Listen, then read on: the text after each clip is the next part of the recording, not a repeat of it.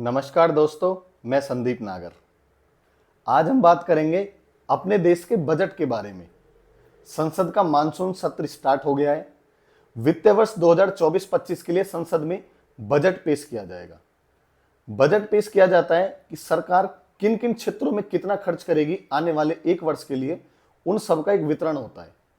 चाहे वो आर्मी के लिए हो, चाहे वो शिक्षा के लिए हो, वो अस्पताल के लिए हो, इंफ्रास्ट्रक्चर के लिए हो और अन्य जो क्षेत्र हैं उनके लिए हो। सरकार से सबकी बहुत उम्मीदें रहती हैं। सब सरकार पे आंख लगाए बैठे रहते हैं कि ये अच्छा हो जाएगा, ये अच्छा हो जाएगा, कुछ चीजें सस्ती हो जाएंगी, सरकार हमें राहत देगी। ऐसी सब एक आम आदमी और नॉर्मल मिडिल क्लास फैमिली सब उम्मीद करते हैं। बजट से तो कारोबारी करोड़पति लोग भी बहुत उम्मीद करते हैं, क्योंकि बजट कई चीजों को बैलेंस करता है। देश में क्या होना है, कैसे होना है, और आने वाला 5 साल का हो रोड मैप सरकार का या 1 साल का हो, वो सारा उस बजट में दिखाया बताया जाता है। सरकार से बहुत ज्यादा उम्मीद है। इस बार तीसरी बार सरकार लौटी है। कई सालों बाद ऐसा हुआ है कि कोई सरकार तीसरी बार आई हो देश में। पूर्ण बहुमत से बीजेपी बेशक नहीं हो, लेकिन एनडीए पूर्ण बहुमत से आई। अब जनता को ये कुछ लग ही रहा है कि सरकार जैसे पहले के बराबर सीटें नहीं जीत पाई, तो इस बार कुछ ऐसी राहत की चीजें देंगी कि सरकार पे और ज्यादा भरोसा हो जनता का कि ये सरकार और अच्छा काम करेगी। क्योंकि विधानसभा चुनाव होंगे कई राज्यों में, इसलिए भी सरकार कुछ ना कुछ ऐसा करेगी बजट में, और करना भी चाहिए, ताकि लोग फिर एक बार बीजेपी की तरफ विश्वास बढ़ाएं। अब तो विश्वास लग रहा है टूटता ही जा रहा है। खैर, ये तो बात अलग है। हम बजट के बारे में बात करते हैं। बजट हमारा पहले रेल बजट और जो मैंने सारी चीजें बताई, इनका बजट एक साथ पेश किया जाता था, लेकिन 2016 के बाद में ये एक साथ पेश किया जाता है। पहले अलग अलग पेश किया जाता था। रेल बजट और आम बजट अब एक साथ पेश किया जाता है। सबसे ज्यादा मैं इंपॉर्टेंस चाहता हूं आर्मी के लिए। जो देश के जवान है, जो घर से दूर वहां खड़े होते हैं ना, वहां सबसे ज्यादा पैसा लगाया जाए, आर्मी को मजबूत किया जाए, डीआरडीओ को ज्यादा से ज्यादा पैसा दिया जाए, ताकि देश की आने वाले टाइम में जो कोई भी आपत्ति पड़े तो रक्षा अच्छे से हो सके। दूसरी चीज शिक्षा।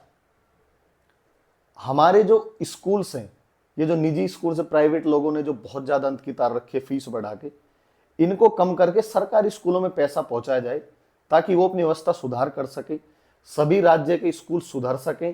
क्योंकि बच्चे जो है वो भविष्य हैं देश का। चाहे वो इतना बच्चा है, चाहे वो 18-20 साल का है, वही हमारे देश का भविष्य है आने वाले टाइम में। ना तो कोई नेता हमेशा के लिए बैठा है, ना कोई प्रधानमंत्री हमेशा के लिए बैठा है। सरकारें बदलती रहती हैं, सांसद लोग बदलते रहते हैं, स्टेट में भी चीफ मिनिस्टर बदलता रहता है और विधायक लोग बदलते रहते हैं।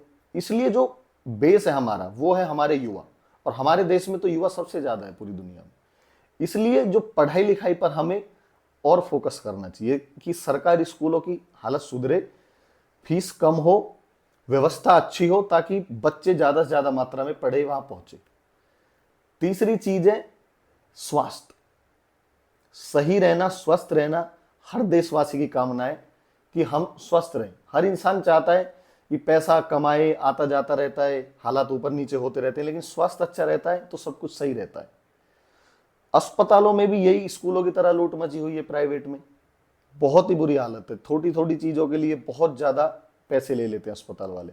ऐसे ही सरकारी अस्पतालों की भी हालत सुधारी जाए, उनमें भी सरकार ध्यान दे, ताकि गरीब लोग पहुंचे वहां पे और निजी अस्पतालों से बचे, पैसा उनके पास बचे, उनकी भी हालत सुधरेगी और वहां पे व्यवस्था अच्छी होगी तो लोग खुश भी रहेंगे, सरकार के प्रति विश्वास भी बढ़ेगा।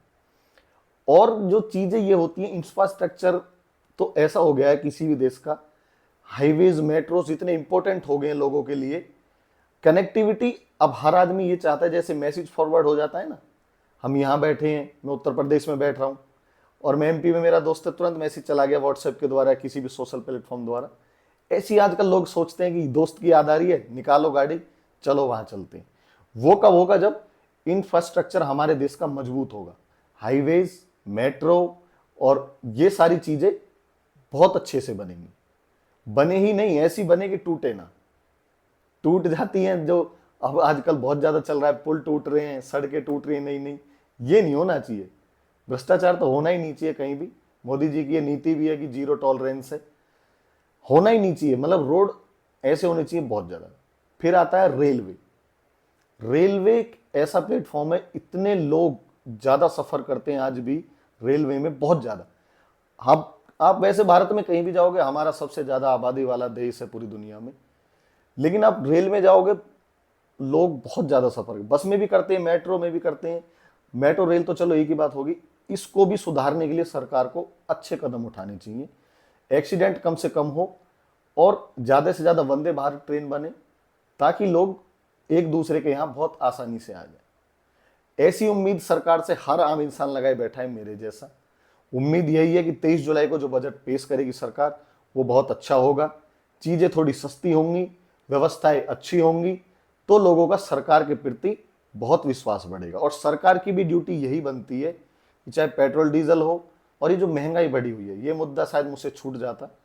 महंगाई जो बढ़ी हुई है देश में, जो हमारी ज़रूरत की चीज़ें, राशन हो गया, घर का सब्जी हो गई, ये ऐसी चीज़ें कि इनके बिन कोई भी इंसान रह ही नहीं सकता जीवित।